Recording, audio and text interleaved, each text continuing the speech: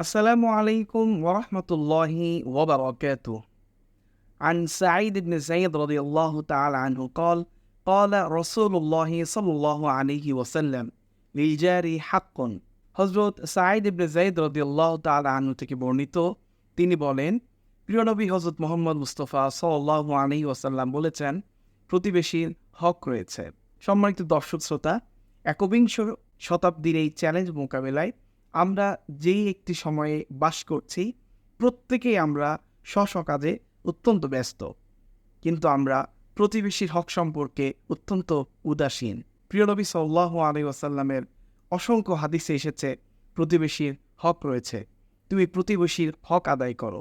আল্লাহ সুবহানাহু ওয়া তাআলা আমাদের প্রত্যেককেই অত্যন্ত গুরুত্বপূর্ণ এই হাদিস তথা প্রতিবেশীর হক পালন করার তৌফিক এনায়েত করুন। আমিন। আসসালামু আলাইকুম ওয়া রাহমাতুল্লাহি ওয়া বারাকাতুহু।